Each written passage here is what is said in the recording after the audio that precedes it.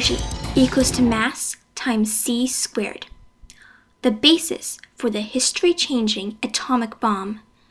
It was first written by Albert Einstein, a scientist who fled Germany for America as the Nazis tightened their grip on the country. Once safe in America, Einstein and several other scientists told President Franklin Delano Roosevelt of Nazi efforts to purify the radioactive element uranium-235, a material that could be used to harness Einstein's equation and make the most destructive weapon known to mankind, the atomic bomb. Einstein urged Roosevelt to start a similar American nuclear project that might be then used to counter the Nazis. Over there, send the word over there, that the Yanks are coming, the drums coming everywhere, so prepare, say a prayer, send the word to beware, we'll be over, we're coming over, and we won't come back till it's over there. Oh. Shortly after this letter was received, the United States started what was called the Manhattan Project. What began as a secret program in a little basement in the city of New York would grow into the largest government program ever. Unfortunately, there were many blocks in their way of achieving this new weapon.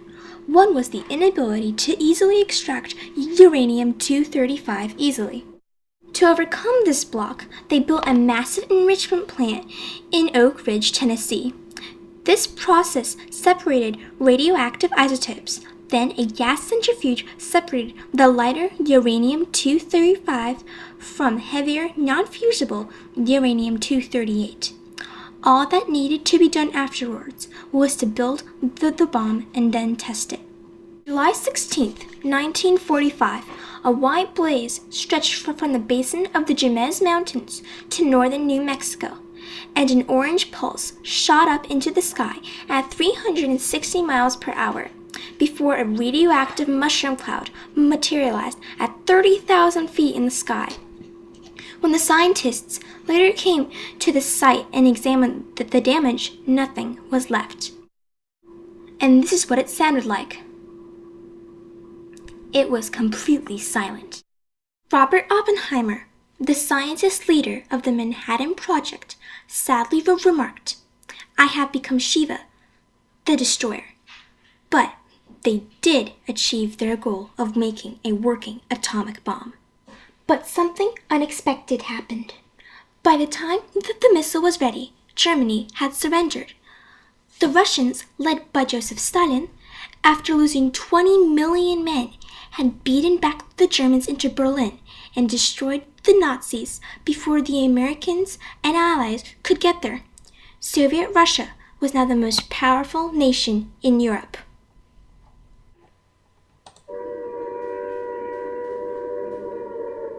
Now all eyes shifted to the war in Asia, to Japan. America had been raiding Japan with firebombs for some time. The wooden city of Tokyo had already been burned to the ground. 67 cities had been leveled.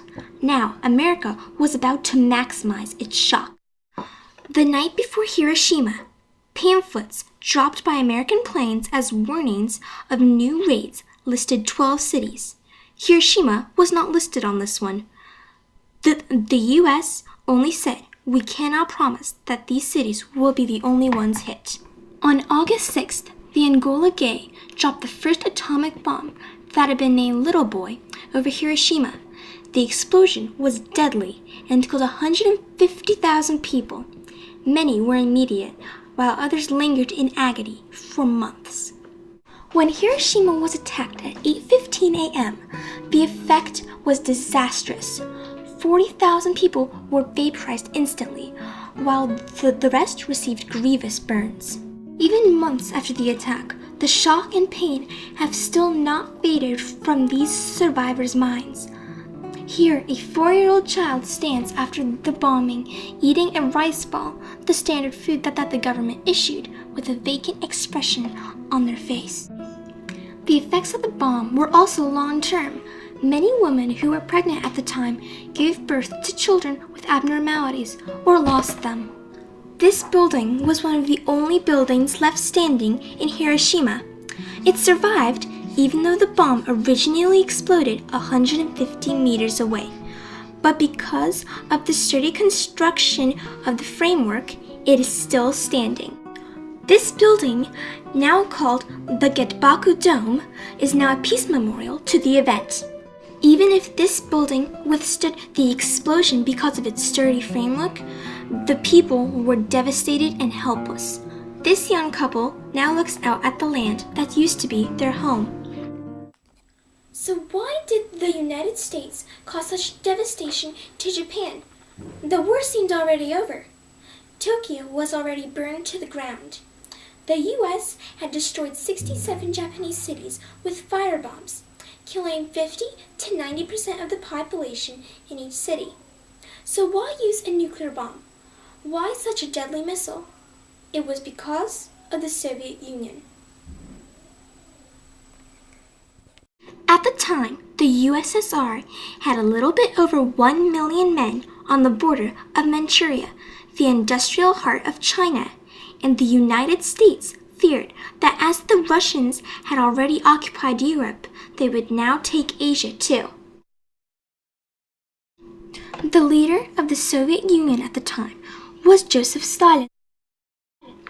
The Soviet Union was a communist society, communism being an economic system that tried to create a classless and moneyless society in which the government ran the factories and businesses for the benefit of all. Many believed that communists wanted to spread their government around the world. Asia was where it would start.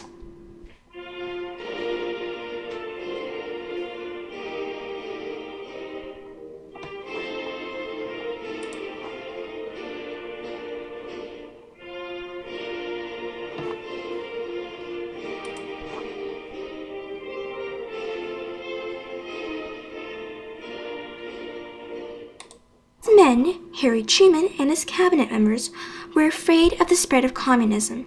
They believed that if they showed how powerful America was, Russia would get scared and not take over Manchuria. So what if we hadn't bombed Japan? 275,000 civilians from Hiroshima and Nagasaki would not have died on August 6th and 9th. Also, Japan's society might have been younger and much more populous. The war might not have ended immediately. To end the war, America would have to invade Japan, and on the whole, many more Japanese lives would have been lost. It is calculated that approximately 500,000 to 1 million men would have been lost. The atomic bomb might have been lost to history. Having refrained from using it in the most important war mankind has ever fought, we might have forgotten our most deadly weapon. The Soviet Union would most likely have taken over Manchuria, the industrial heartland of China, making the Cold War much more severe. The Soviet Union, now occupying Manchuria without the nuclear bomb attack, might have conquered and made an Asian-Russian communist alliance. This would in turn make the Cold War much more severe and the tensions between capitalism and communism to escalate dramatically.